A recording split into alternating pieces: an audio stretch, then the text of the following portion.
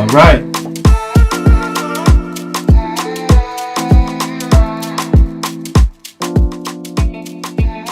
Welcome back to Akbarapa. And today's topic is trending. It's trending. We're going to talk about Will Smith, his weaknesses, his strengths. We're going to talk about polygamous relationships, polyamory. This is Campbell. This is TJ. Yeah, man. Welcome back. What's happening? Yeah. Man like Will, he slapped the disrespect out of Chris Rock. Well, let's get right into the crux of the matter. Right. Are you of the opinion that it is fake? Wait. I do not think it was fake. Just get that out there. Are you of the opinion that it was fake? So I am aware that the Oscars have been on a decline lately. And I am also aware that these are two great actors, comedian, colleagues, who go a long way. If we see these people rehearsing their skits, we couldn't tell the difference between a real slap, a fake one, a real punch.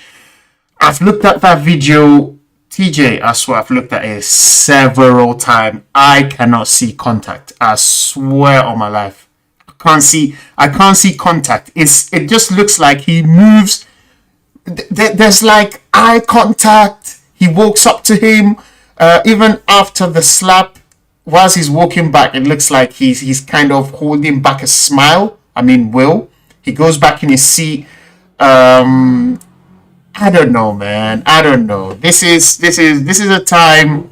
These are strange times, and like I said, in the words of La Boite, this is all entertainment, a little entertainment to keep the people distracted. That is the feeling it gave me. Now, if they need to keep an act, it kind of reminds me of Jesse Smoley's when he came out with two guys assaulted him, and this was because he was gay. Later, we found out that these actors were paid by him, and they were actually in I don't know, in some kind of relationship, or they knew themselves before. So, to me, it all looks like the right time to drop an act. Yeah. Chris Rock is going on a tour. It's all sold out. I don't know, man. What's your take on this?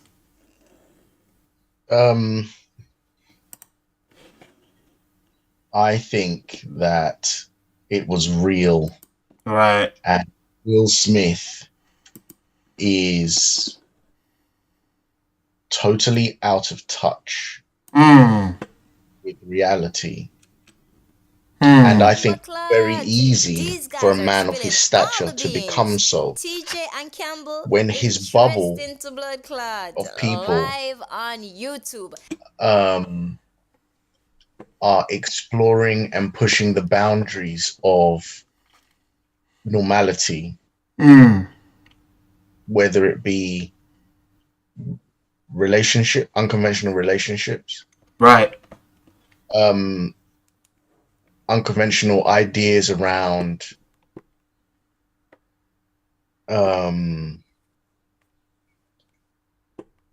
parenting, gender.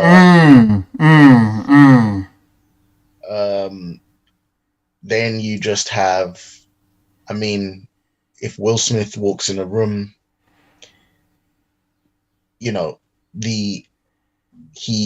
he's always in the center of the room, no matter where he stands in that room. Right. And that's what happens when you become a superstar, megastar on his level. I think that he has been playing the part of Will Smith, the squeaky clean, the role model clean guy, but inside he's got that little bit of ghetto in him still. Okay. And he's tired of not being himself, Right. then you add on top the fact that he's in this tumultuous relationship. I think, Jada Pinkett was to him and to many of us when she was younger, Yeah. like real baddie and a desired woman. And he still sees her in that light as being, this, I've got myself my top echelon woman. I'm a top male. I've got myself this top echelon woman. We've made a family together. Let's make this work. We're in love. We're in love. We're in love. Right. And I think that she has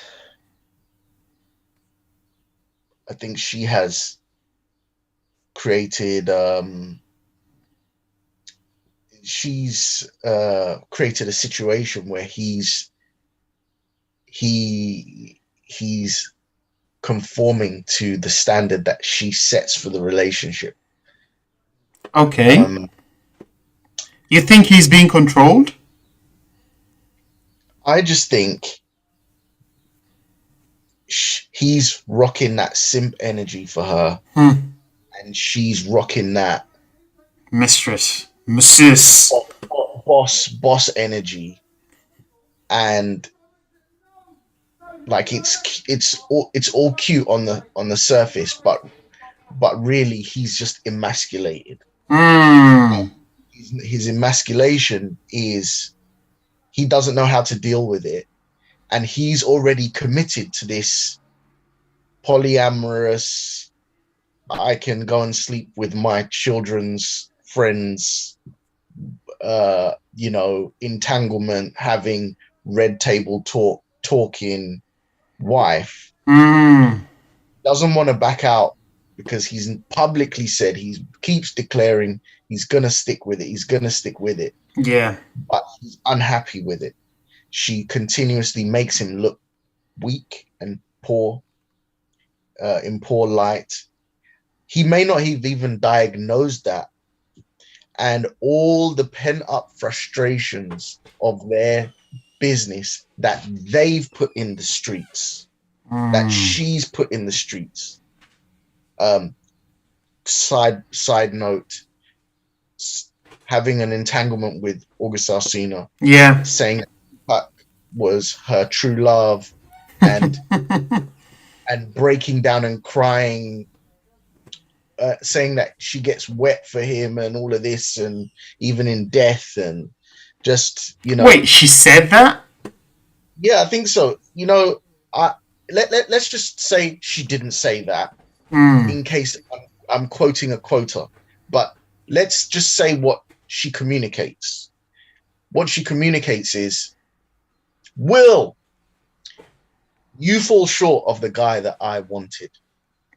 That's the communication. And then Will's trying to make it up, trying to catch, trying to be all he can. He's like, I'm Will Smith. I'm a multi-millionaire. I'm a superstar. I'm not, can't I get this woman to, put some respect on me? Yeah. That was the side branch. Coming back to it, he's in this whirlwind, and it's eating him alive. Yeah. He's set the standard, so he's only got himself to blame, and it's peeling away. The truth is coming out bit by bit by bit, and now he is doing his own Kanye episode, his own public unraveling, his own I'm a celebrity but I'm down to earth, but actually, like, I can be pretty nasty and shout at my staff and be short and do this and let people down, and and here was the ultimate episode. Ultimate, I never address it with my wife, but now my frustrations boil over, and they boil over at the point where he's supposed to cement his legacy in his career. And it was like an ejaculation of of an ejaculation at the worst time of all the energy he should be using to set the standard for his relationship and his life. Right. And delivered the slap to Chris Rock that he should have delivered to the August Alsina or someone like that. No. He should have delivered that slap to the antics of his wife, not to his wife, to the antics of his wife. What would that mean? Anytime he should set a standard, and when that standard is crossed, he checks her. And if she continues to habitually break and step over that line, there must be consequences. And one of those consequences is, I'm leaving you. If you break the standard, I'm leaving you. And I've seen this in my own life. Wouldn't that be manipulative? No. Okay. Like I said, I've seen this in my own life. Break it down for us, bro. I remember going out with a girl that I was totally infatuated with. Okay. She was about 2 years older than me, and I was about 21. She was about 23, something like that. Yeah. And she was more experienced, and she was sexy, and she was this and that. And she just flung me around and played with me and manipulated me. And I continuously feeling... one day she asked me to help her move her stuff. It was like a late night, and I got the bus all the way across London. She stood me up for dates. She just used me, messed around with me, played and manipulated me and all of that. Yeah. And I remember I wanted to kiss her. She never let me kiss her.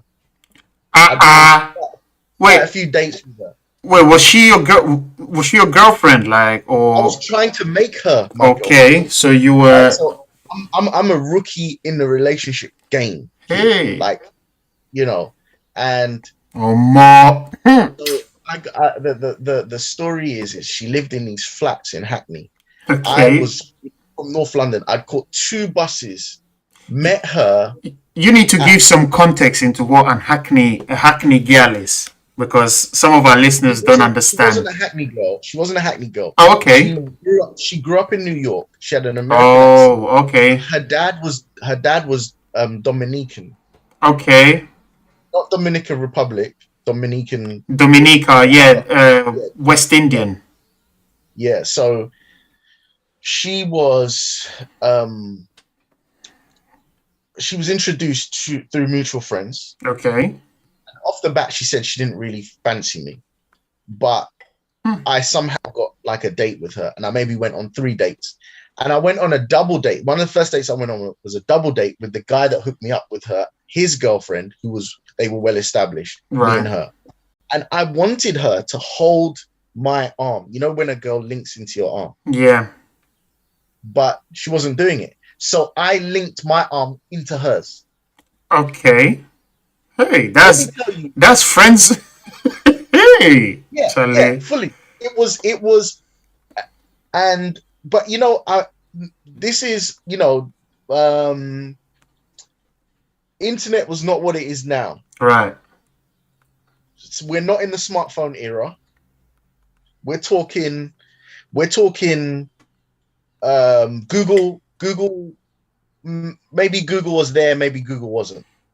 Like MSN. Before MSN. This is before MSN. Okay, that's okay. Yeah, this is like 90s, late 90s. It's almost black and white era for me. Yeah. Black and white.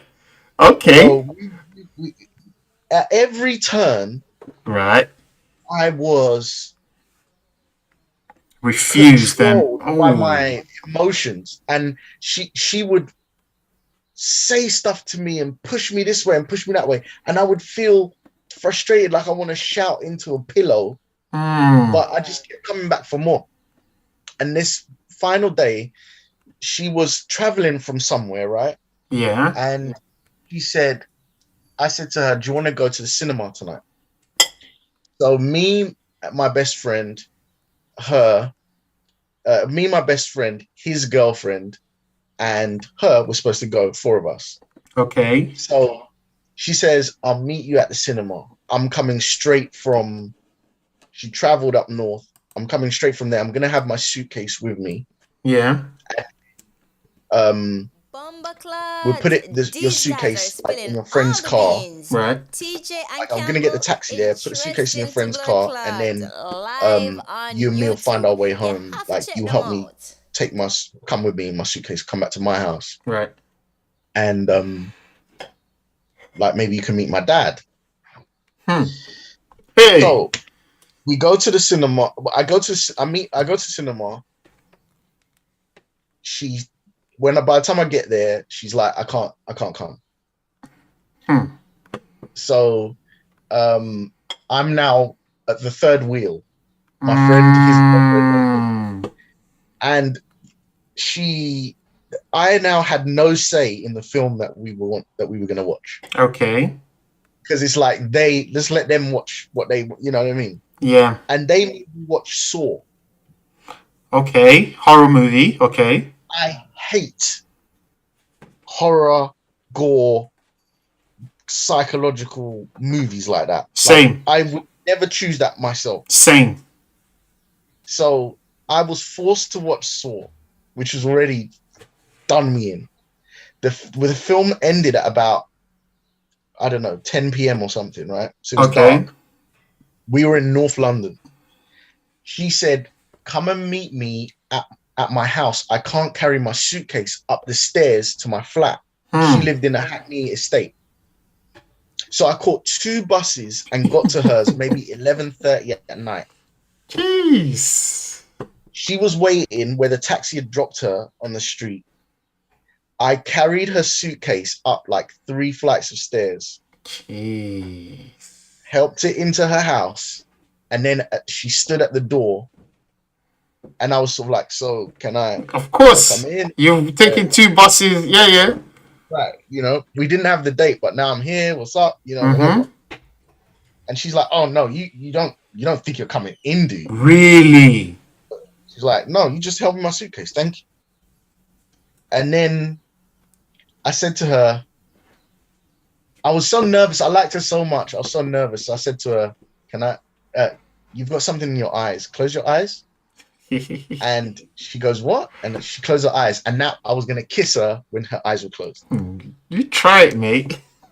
As I was just about to kiss her, she opened her eyes. And she was like, what the hell? Pushed me away from the door, slammed the front door, switched off all the lights in her house, didn't answer her phone, just cut me out. Wow. And I had to, with my tail between my legs,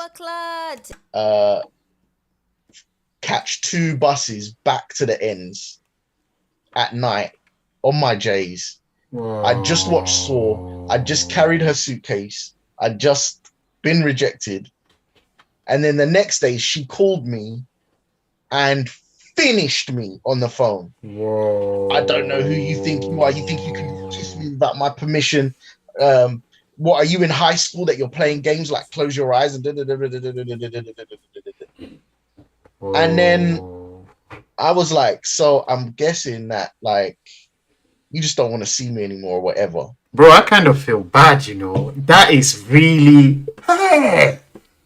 so no, it's a very important lesson every man has to go through to understand. It's better if you can go through it the younger you can. I don't know if I was 20 or like 18. I was young. Anyway, so she said all of this to me on the phone, blah, blah, blah. So I just thought it was over.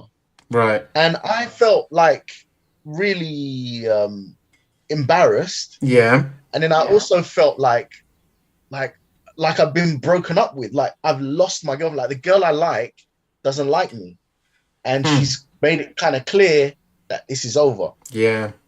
So I'm kind of like in bed in the fetal position, licking my wounds. Whoa. And then the next day she calls me and she's like, "Why didn't you message me today?" Toxic. And I was like, well, all of this stuff was happening. Yeah. And she was like, "You're such a pussy. What? You're not man enough to like take that and just carry on. What do you think? Like, and she was like, I was talking to you about with my mum last night, and she was like, he's not man enough to like. So basically, she wanted me to eat all of that shit, and then like nothing, and come with the same energy, like, hey, yeah, cool, yeah. So that is like the girl. That is like, I like her 10 factors more than she likes me. Yeah.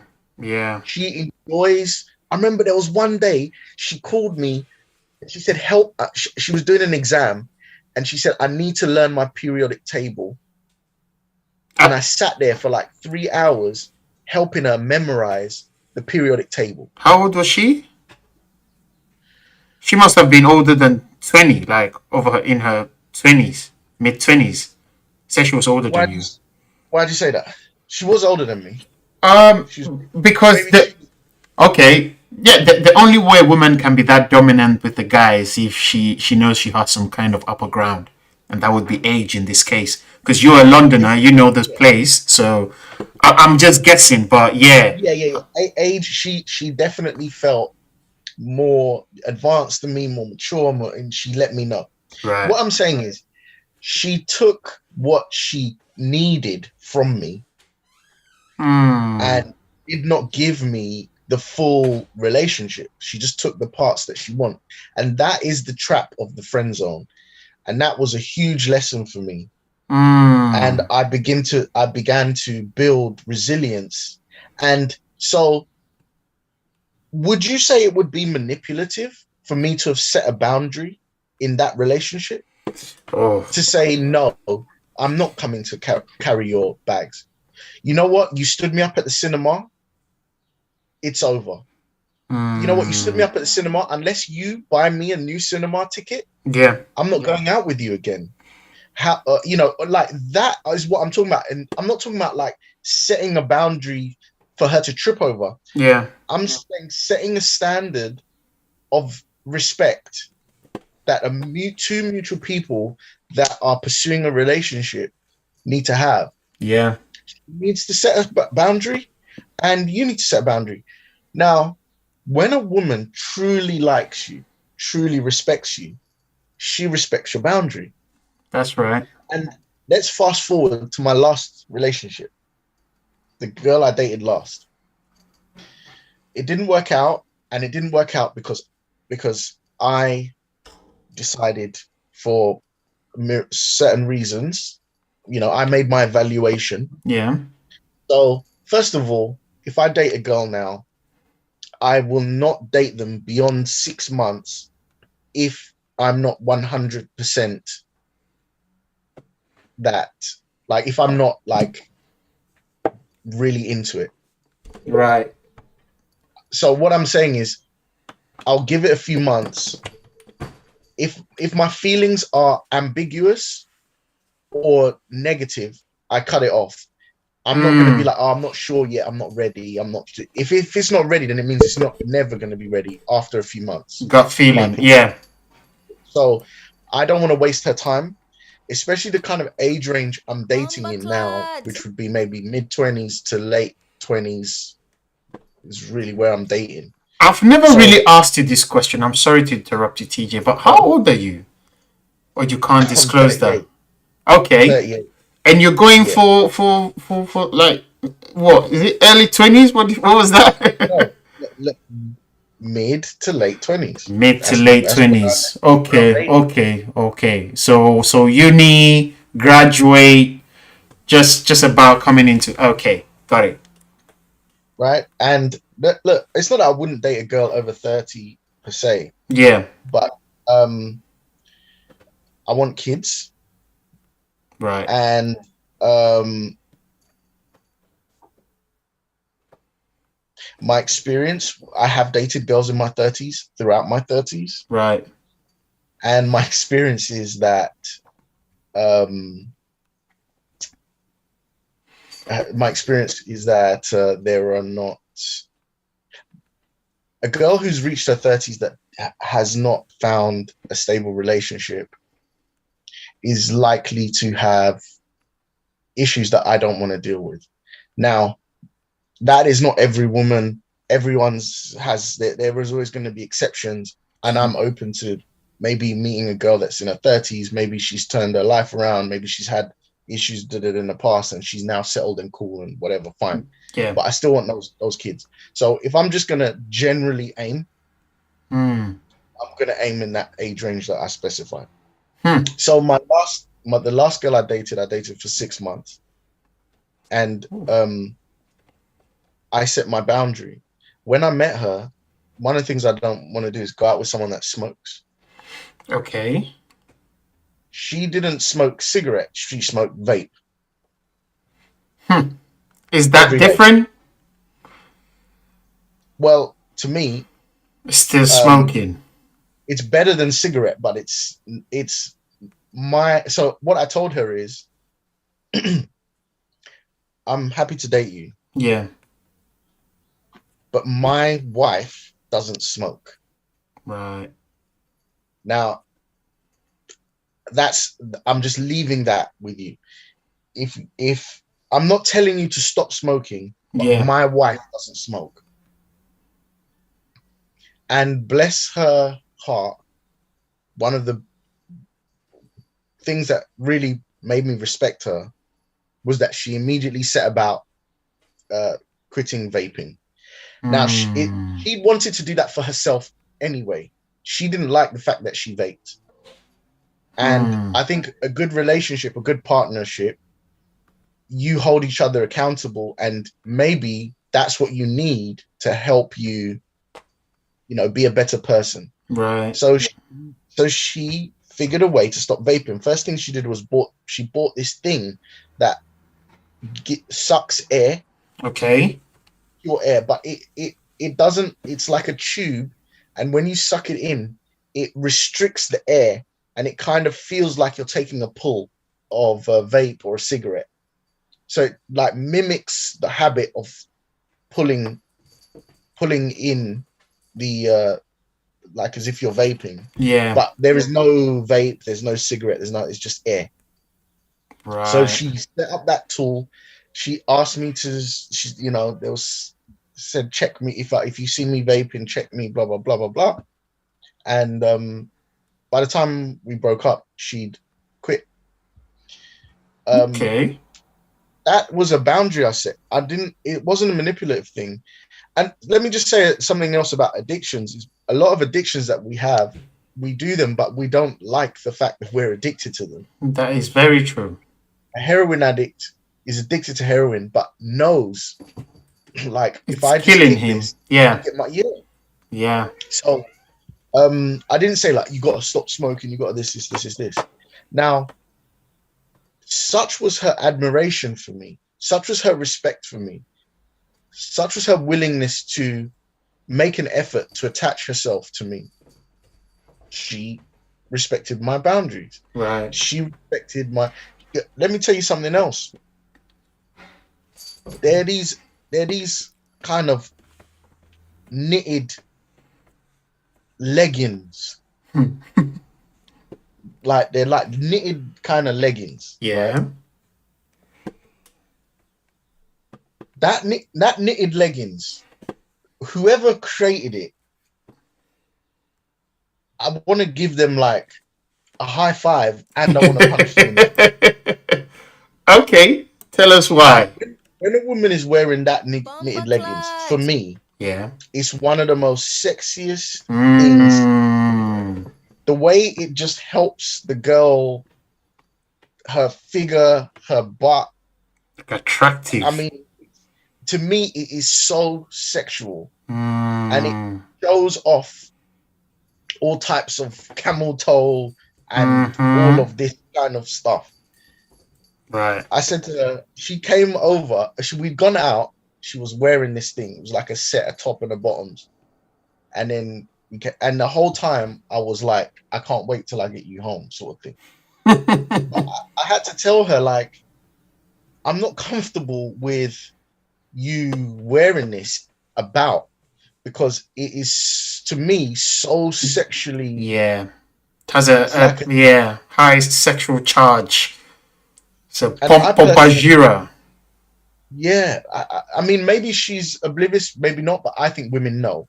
I think women know what the hell they're doing when they put on that tight stuff and their camel toe is there and all of that. They must know. I think so you're a woman, you can wear whatever you want. But I think it represents me well.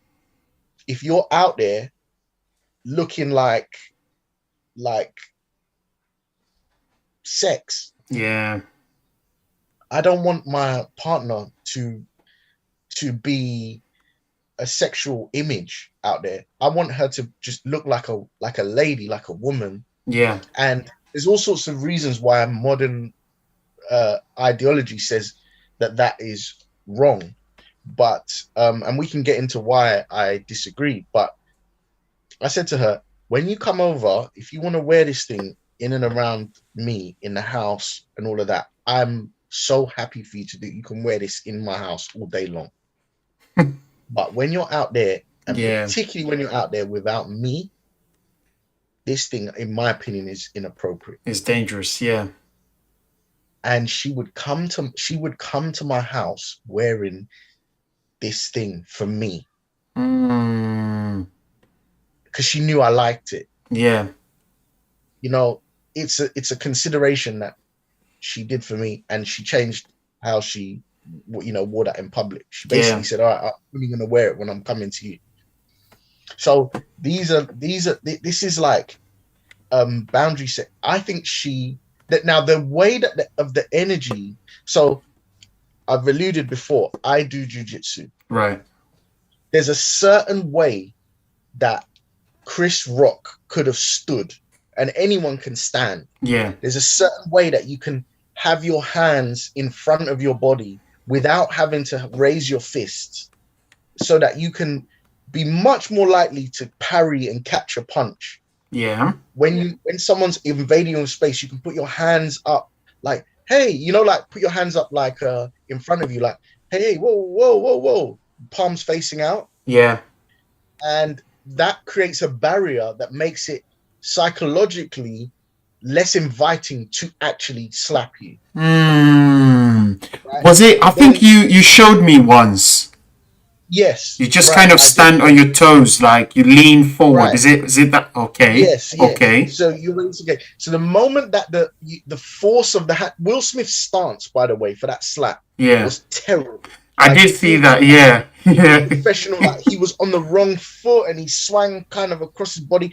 He did not deliver like rotation from the hips all through the arm and the shoulder like a whip and then the slap. Now, what I'm telling you, that if you had a trained martial artist, and you try to deliver a slap or try to push, if you're in the martial artist is a good stance, okay, you will feel your desire to want to fight that person diminish. You're like, oh, this is an immovable object. That slap didn't like land clean. It just my hand. Yeah. Just there was no power. The power didn't land, and he still looks like it didn't bother him. And now he's coming forward like this. You can make that assessment in fractions of a second as you deliver the slap. You just realize, hold on a minute, do I want this? Yeah. Versus if you're in a bad stance and the guy slaps you and you stumble back and you're like, and you connected properly on the face. He would pass out, yeah. Now that person is like, yeah, and you're going to get another one. And now I'm going to beat you down and you feel weak. So I'm saying, now, I'm saying if you just hold your frame and hold your stance, this is in the physical world. Yeah. Don't want to test you so easily. And I think the same applies to relationship. Yeah. I was in a frame, I was in a weak stance. So when she delivered her slaps in emotionally Yeah. in the Yeah. first relationship, They hit. it landed and it destroyed me and it broke me down. And I'm in the fetal position and she's stamping Yeah. and she's winning. And that brings short-term euphoria to her. Yeah. It's not good for a long-term relationship, but it's like I'm dominating this guy. Like I need that. And he's gonna come back tomorrow and help me with my Hmm. now the relationship with the girl, the latest with the last girl I was talking about, Yeah. she was like, look at his strong stance. I Yeah. can't there's no weakness for me to attack. Mm. All I can do is say, how can I make his stance stronger? How can I align myself with this? I don't have a stance as strong as this. Yeah. Can you teach me how to be stronger? Mm. Can Mm. I can I help him? Can I stand next to him? Can I uphold his strength? Can I help him? Can he teach me this confidence, this boldness, this strength, these principles? He has principles. Let me tell you, there was one day we both had edible cannabis. As you know, every so often I'm an edibles guy, Right. and we were having sex, and I don't, cannabis. Sometimes, especially edibles, you can have deep thoughts. Right. Yeah.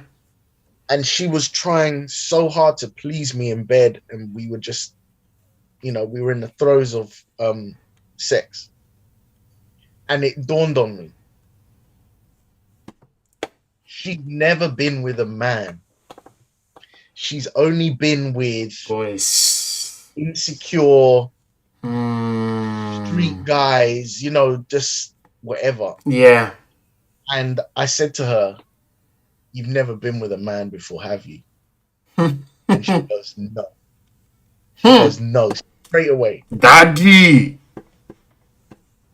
So, um, yeah. So I think Will Smith never learned the lesson I learned from the first girl. Right. He's been Will Smith for a minute. Mm. Never developed, never had a girl. Maybe he did, I don't know. But I think you go through 2-3 girls, like the first girl, Yeah.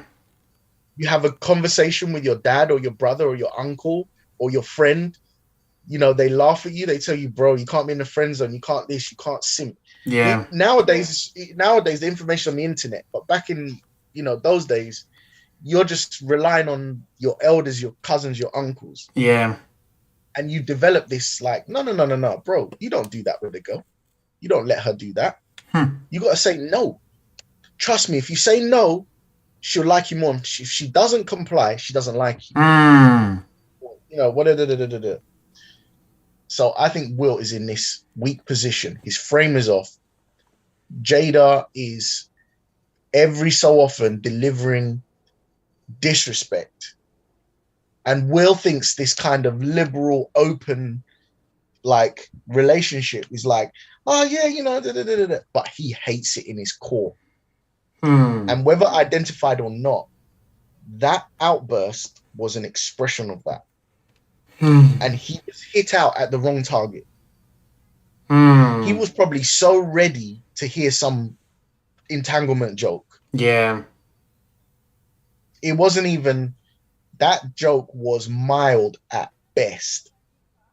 Mild at best. Come and see the Golden Globes when Ricky Gervais tees off on every celebrity in the room. Yeah. Yeah. You know what happens when you go to those shows. Not only does Will Smith sit down and take his medicine if it was Ricky Gervais, Yeah. he chooses to do it to to Chris Rock Yeah. because he views him as inferior Mm. physically and um and status wise and career wise. Will Smith's worth like, I don't know, You think so? Chris Rock? Chris Chris Rock Rock's worth is like under 100 mil. Like I'd say 50, 60 mil. Chris Rock is worth. okay. You could Google it. You could Google it. See his net Yeah. worth.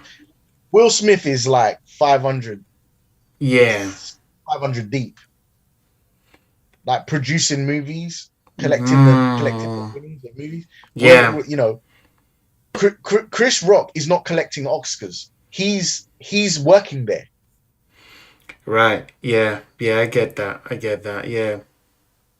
So I think Will Smith saw an easy target, someone he could bully. I'm going to show everyone that I actually have the frame, the Right. masculine frame. But it was a failure. Anyone who has masculine frame sees that that was weakness. I heard Mike Tyson say, your enemy controls you if you change your behavior based on what he says. Mm.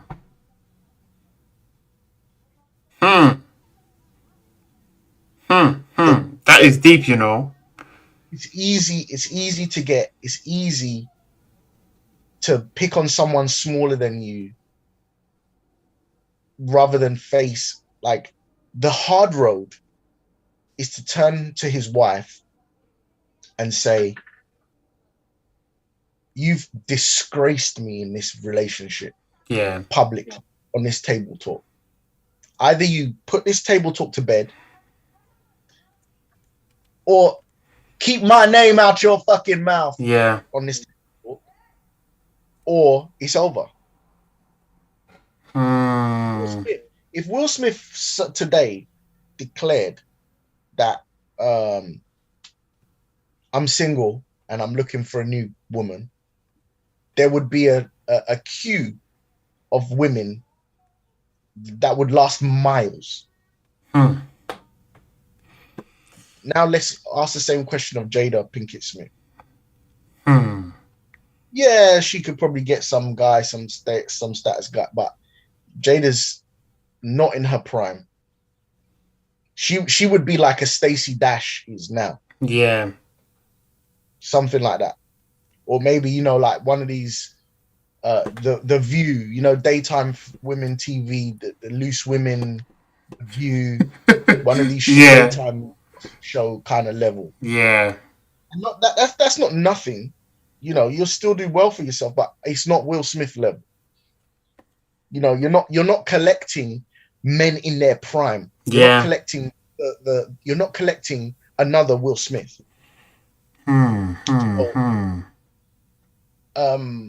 You know, the hard thing to do for Will, the real thing to do is the hard thing to do, which is to set the frame in his own relationship, in his own life. Yeah. But he had a weak frame and he showed it. He tried to display power, but we all saw through it. Even his slap looked feminine. That's the reason why I just can't believe it. It doesn't look real, bro. Like, come on, man. This guy is doing. Let's go down this road. Let me ask you now. I've done a lot of talking. Let me ask you now. Okay. Lay your case out for who benefits from this being staged. Because if it's staged, there must be a reason for it. So, I'm not a Hollywood guy. Yeah, I've never been to those circles. I don't know what goes on there, but these people are geniuses at marketing. We're talking about it rightly so because these people are geniuses. The whole world is apparently following whatever happens at the Oscars. You know, before I don't think I ever knew even who Ricky Gervais was until he made all that statement about pedophiles and that on the red carpet. So I know these people, they're kind of big on ownership right now.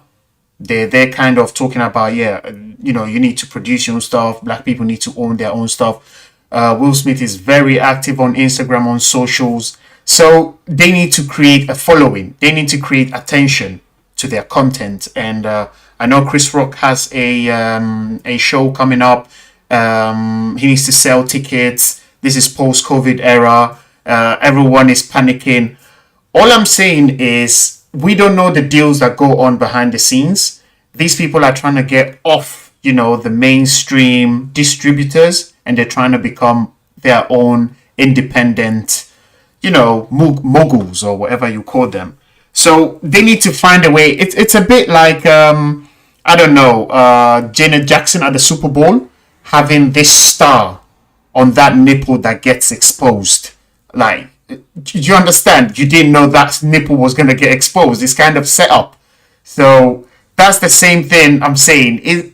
That slap looked so calibrated, bro, that if you do you think if Rick wanted to hurt, he could have taken the whole head with his arm. I mean, it's yeah. So let's just put that aside. Now, all of this, yeah, we don't have even other shots of how the slap went. Normally, these guys have 6, 7, 8, 9, 10 cameras on one subject. Okay, I've seen multiple. you have you? I haven't seen. Yes. Okay, so I take that back. I saw an angle from like the left-hand side. I think that's the only one we have. No. So let me see. Go to. Oh man, it would be hard now for us to do it live. We can tackle it, but I'll take that back if I see other angles, multiple angles to it. Okay, so little, what's his name? Little Duval Right, on his Instagram right, has a different angle. Yeah, Little Duval on his Instagram, and he right. asked the question, real or fake. Lil Duval. Right. So I'm just pulling that up, and I mean, bro, these people know exactly what they're doing, man. These people, they have an entourage of marketers, PR, Okay, influencers. what about the speech? So what about the keep your name out of the mouth and all of the speech? That's exactly what I'm saying, bro. Sometimes you have to stand by your choices, and if you've chosen that route, you're not gonna back out. For the cameras, these people have patterned up. They're okay now. Is the whole thing was meant to create some sort of traction and to make them become, go back on top of whatever they're talking about. I get what you were talking about, Will Smith going through that whole situation with Jada, but I have heard him go on the Breakfast Club and giving sound advice to Charlemagne about stop wearing his alter ego masks. So I just think Will knows enough to have this under control. Everything that is happening, she coming out with this entangled situation with August Alsina. It turns out that August Alsina, after this revelation on the red pill, comes out with this album where he's going to spill all the beans about his relationship with Jada. That Uh, happened well though, did it?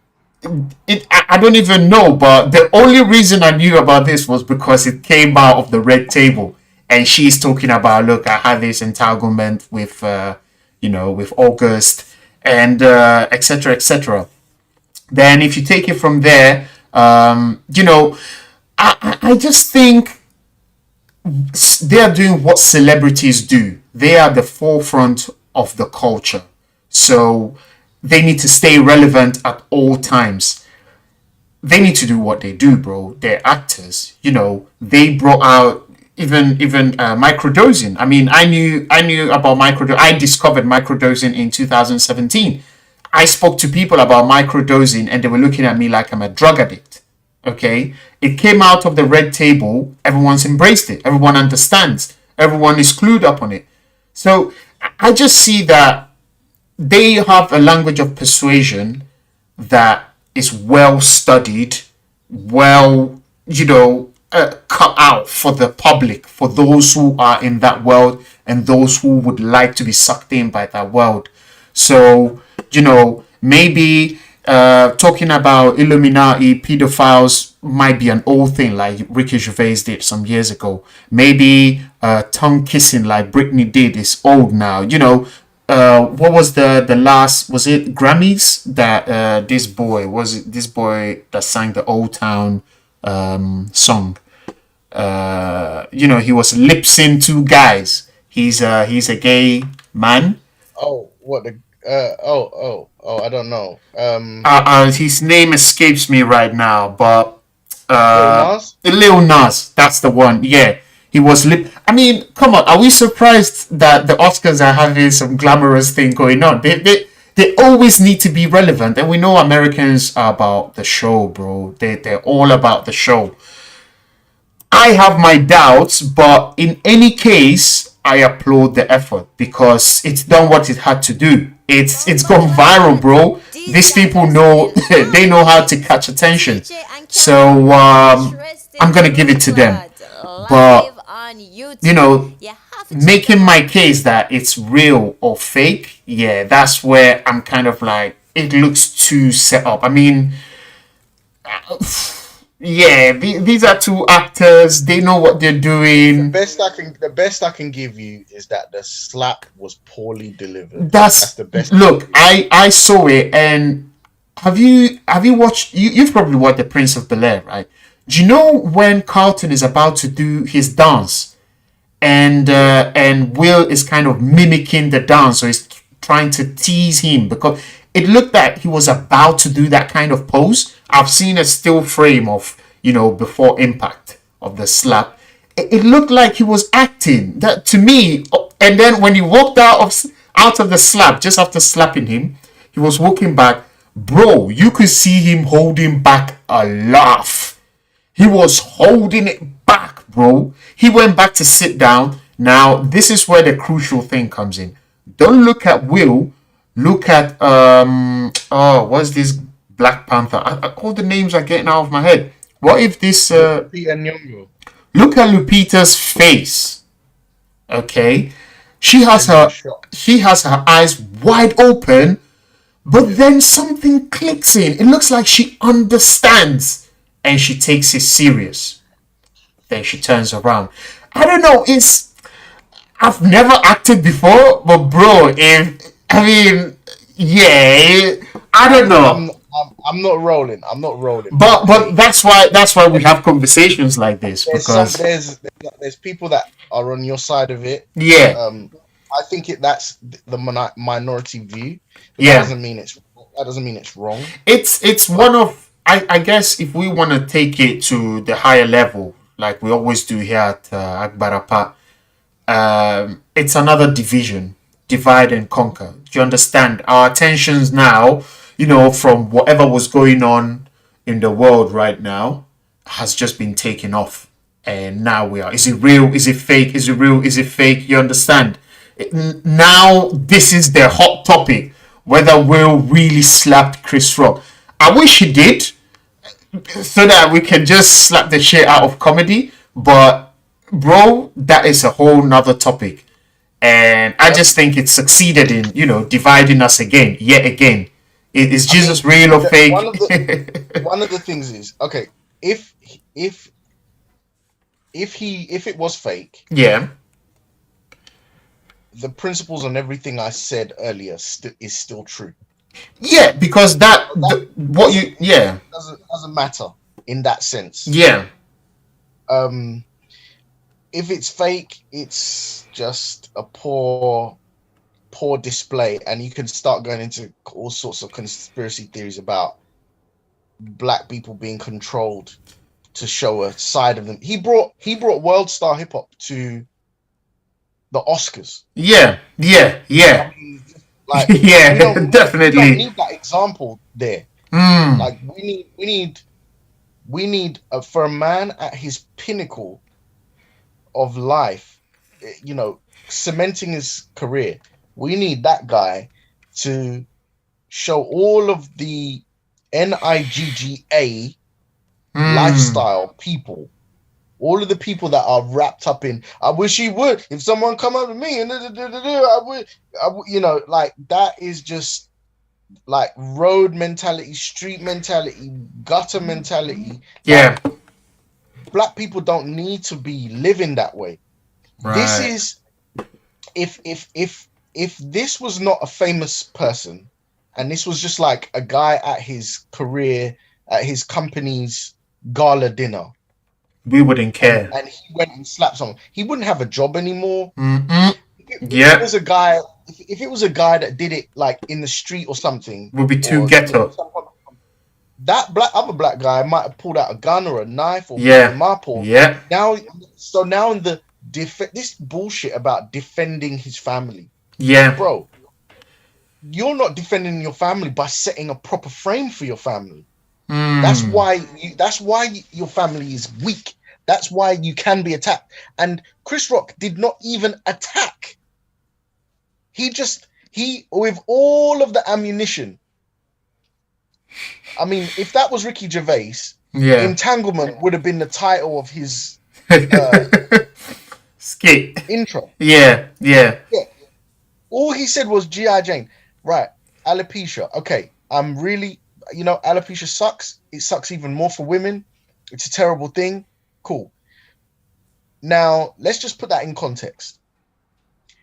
You're a multi-million, widely regarded as like Will Smith is not just a black actor.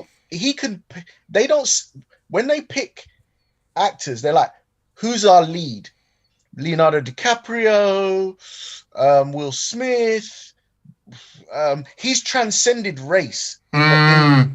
He's not just a black actor. He's a lead, a male lead. That's true. Like it was tossed up between him and Neo for Matrix, and he rejected it. I didn't know that. He's not a lead. He's not a lead for like Tyler Perry movies. Yeah. Yeah. Yeah. Right? He's transcended that. Yeah. He's in the top echelons of elite circles. Yeah. He's won in every single facet of his life. He's Yeah. a winner. Yeah. He's dedicated himself through hard work. He's won the race. He's won the game. If the carousel stops now, he's winning more than the 99.9% of people on this planet. Right. If the carousel for him stops today, he's won so much already. He's got more than enough for generations to be good. And Hmm.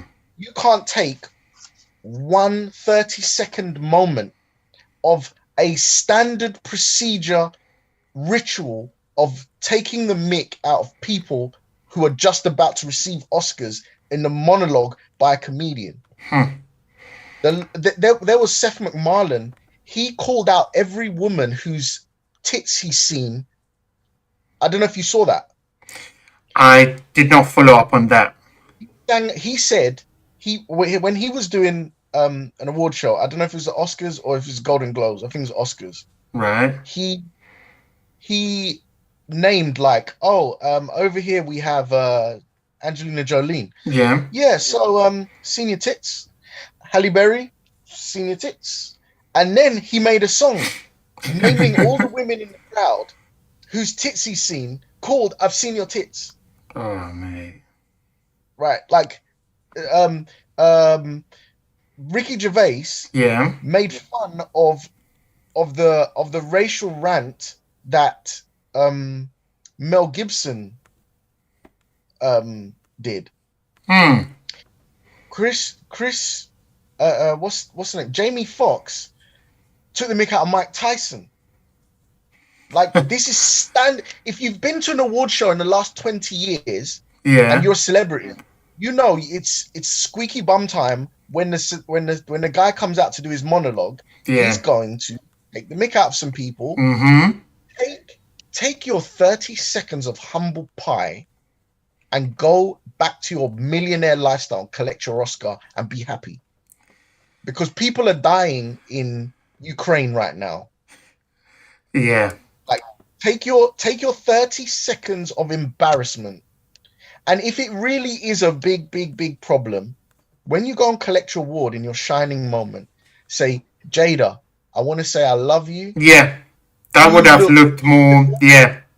you look beautiful with your hair. Mm-hmm. And just so everybody knows, she's got alopecia, and I want to bring awareness for females with alopecia. Right. Yeah. Right? Chris Rock is destroyed at that point. That's it. I agree. Chris Rock's I gonna have agree to with this. Chris Rock's gonna have to answer for his joke. Yeah. Did you know that she had alopecia? Oh my god, you did, right? Like, so he could have won if he played chess. Yeah. Yeah. In this world, there's a time there's a time to win, to walk in a straight line. Like, there's a book, and I love the line. There's a king, and he's looking for some bandits. Okay. And he brings together a very smart, sophisticated young man, and he says, I want you to find this band of criminals. Yeah. And he's like, why don't you use your chief soldier, like the army guy, the army general, why don't you use him? And he says he will find him in 24 hours, but the problem is he's a man of straight lines.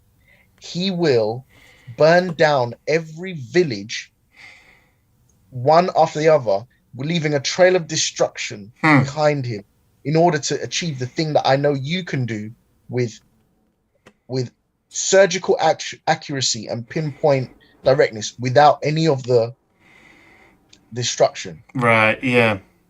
The game of boxing is won when you hit without being hit.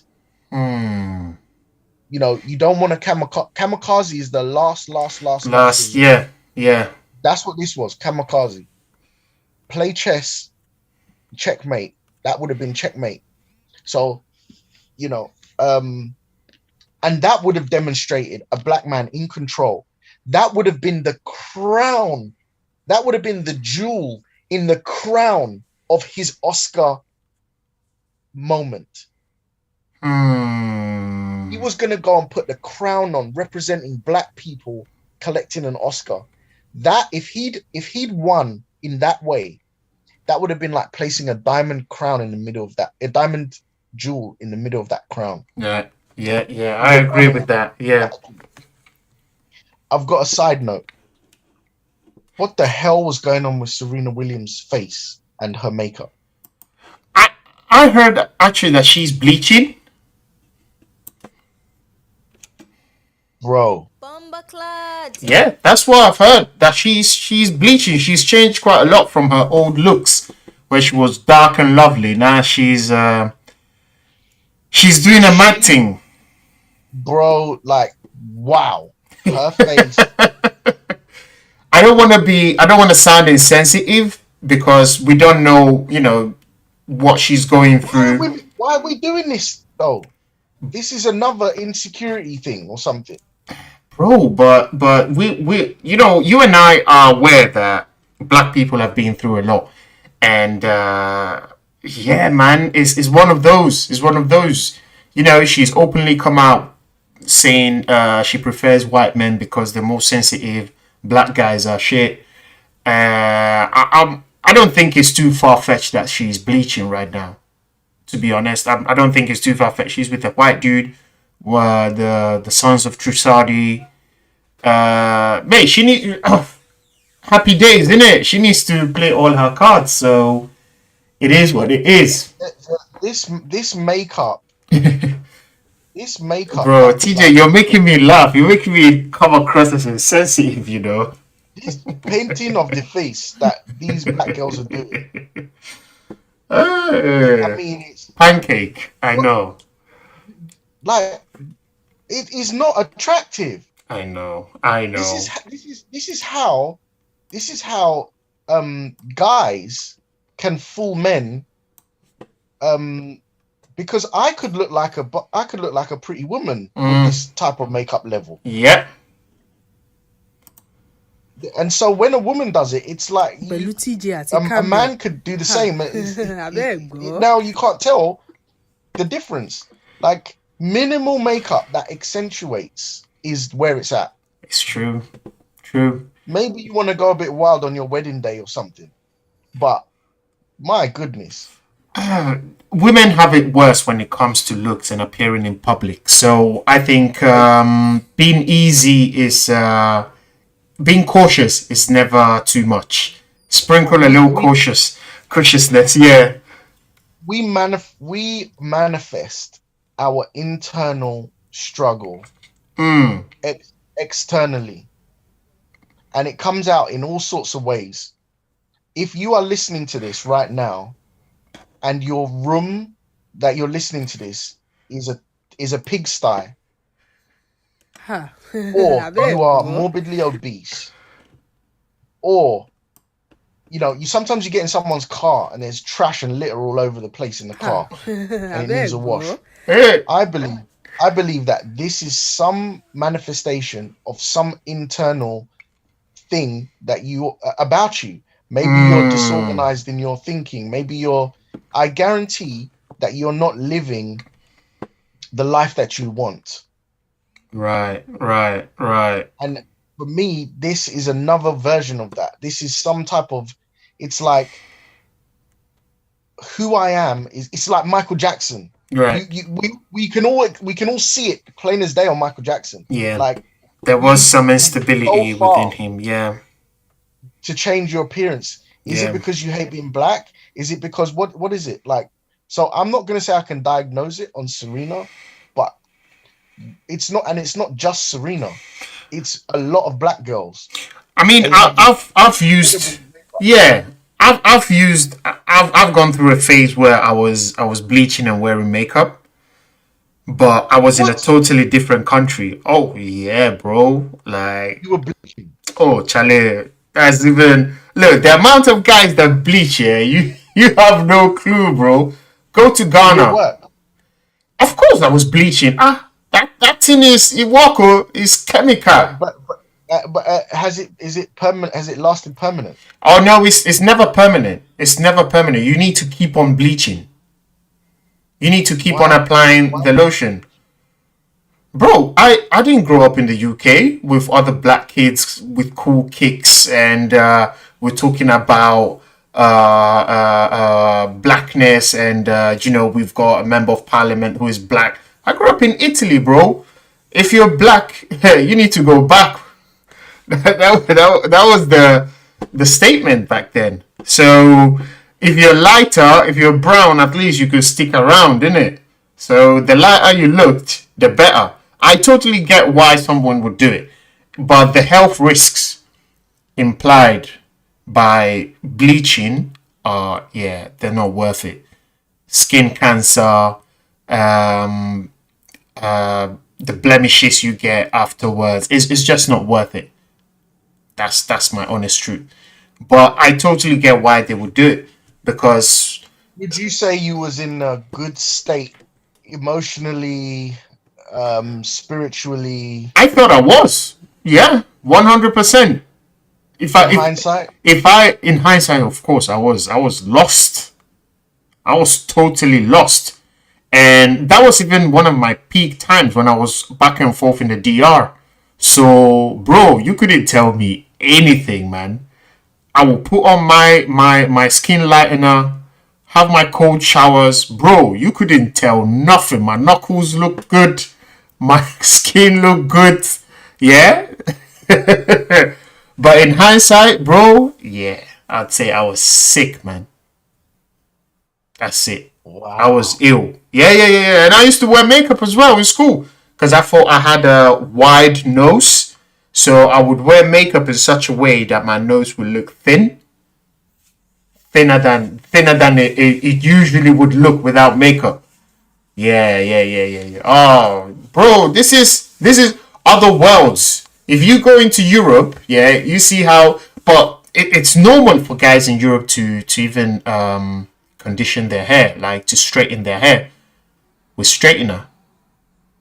Well, yeah, I mean, texturizing your hair Yeah. and stuff. Oh no, we're not talking about texture. This is proper having Caucasian hair. So they would apply. Do you know them?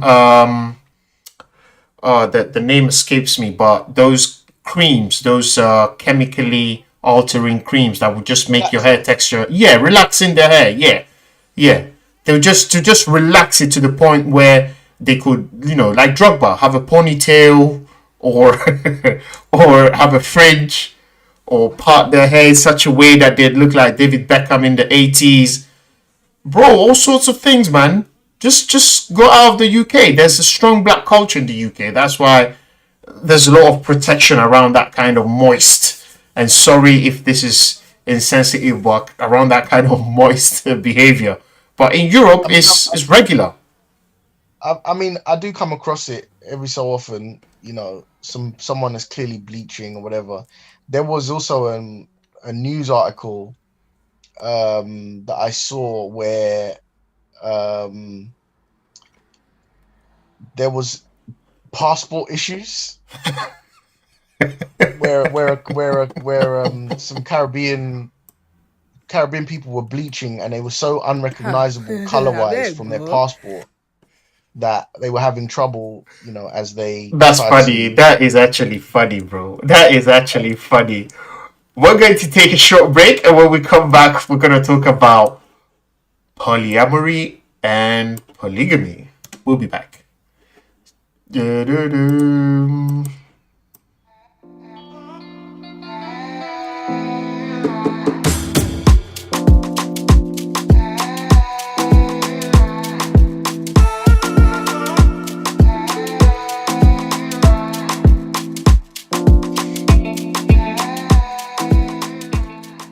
So we are back, and I just realized we run out of time. Well, we could talk for a couple minutes. Right, right. If TJ says we can, then we can. We're gonna talk about polygamy, bro. And a couple months ago, you sent me a video by Mike Rashid. Is it Mike Rashid? Yeah. Yeah.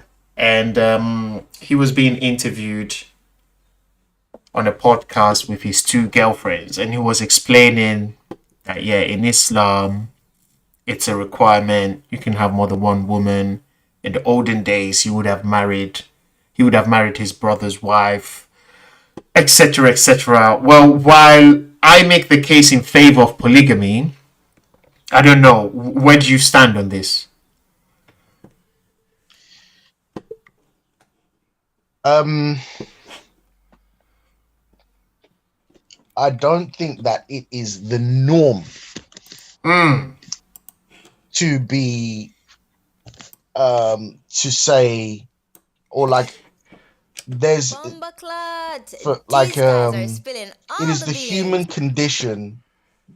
The human condition is in its best state when you eat natural foods, Right. non-processed, right? So if you start deviating from that, then there are secondary consequences. Could be obesity, could be health problems, could Right. be all these other issues.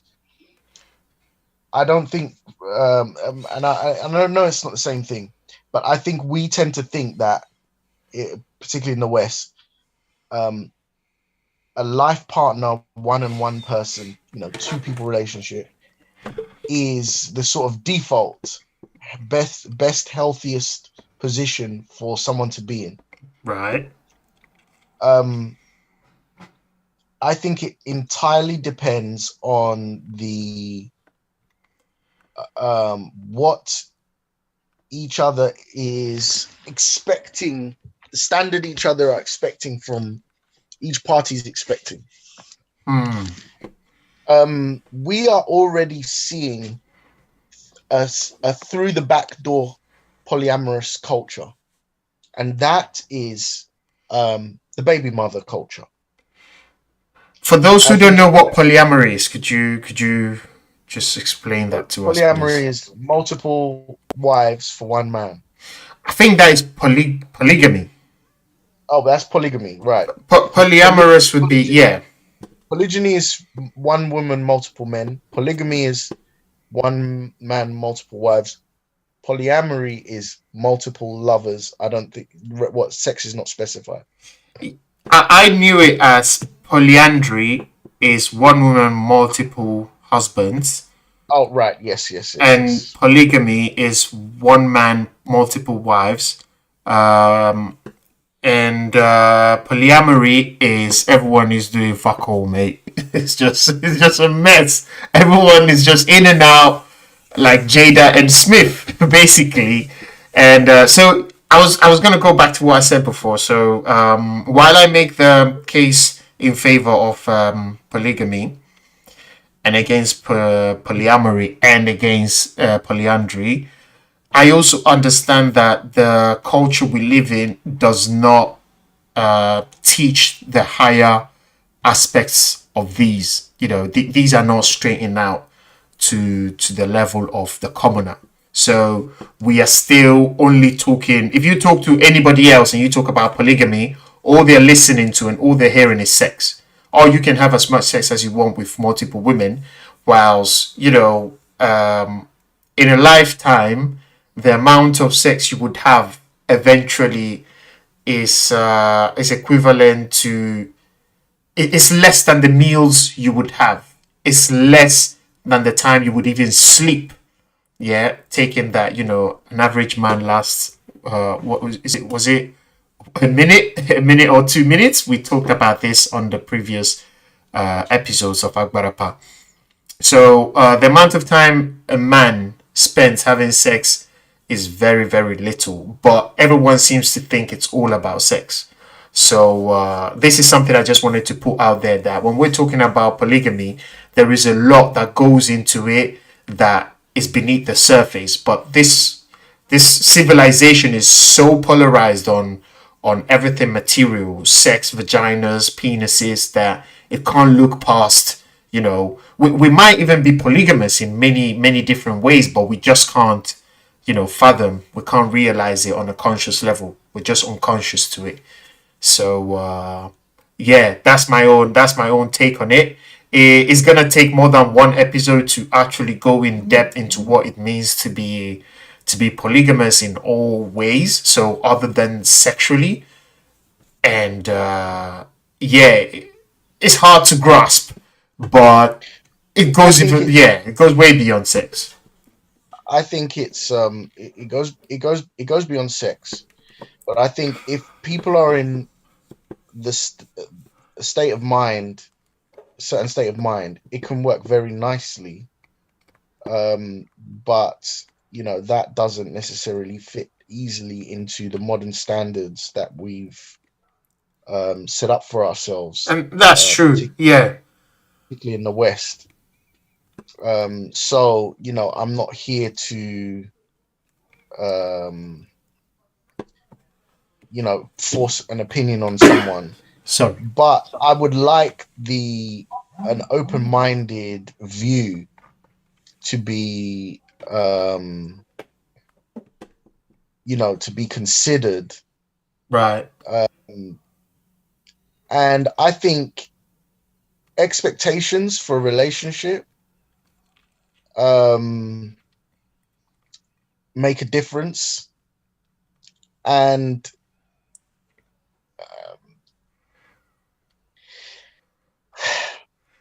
It is a touchy, yeah. It is it is quite delicate. the expectations for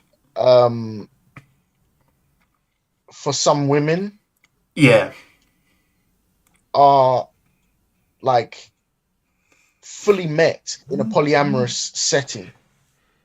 Yes, that's Where it. where they share their man, That's right. and there could be several benefits to it, but it is automatically framed as oppressive, sort of sexist, Yeah. very quickly.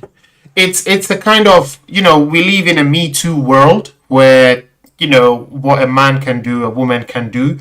So we've kind of taken out the natural roles of these genders we've taken them, out of context. We don't know what a man, as in the male gender, needs to take care on planet Earth. We don't know what the woman, as the feminine gender, needs to take care on planet Earth. So it's just, we can intermingle, mix up genders, and then, everyone is just confused, and we're fighting, keep on fighting. But this is this is Akbarapa. We need to say it, that women kind of think, and men as well, kind of think they're going to stay in that situation all their life. So, they're always going to be at this heightened state of strength, of energy, where they'll be able, to do what they can do. They'll be young forever, let's kind of say. They think they'll be young forever. But no one has actually thought of the years when you're actually older, when your strength is not even enough to take care of yourself. Now, what happens to a lot of these people? They end up in care homes, they end up alone. They don't know what to do because they basically don't have company. All the kids you kind of have move on to set up their own lives and go on. The man that you've lived with all your life becomes boring. So you kind of see a lot of these women go into trying to bond with their best friend. They're going into these clubs, bonding with, other women. They kind of struggle to make friendships again. So this is a gap that polygamy has kind of bridged. Okay? The older life, because you're not going to be young forever. You're going to grow old. You're going to struggle to have friends. You're going to struggle to have company. People might die. You're not going to have the same strength you have. Who is going to help you in your day-to-day life? Not your man, because he's bored. It's going to be another woman. We have touched on this, and there is just so much more to say. Perhaps, for me, time is running short. I know. So let's put a pin in it there, and let's tackle this properly on our next conversation. And hopefully, those that are listening will not be too disappointed and will be happy to check out our next conversation, and we can go into this subject deeper.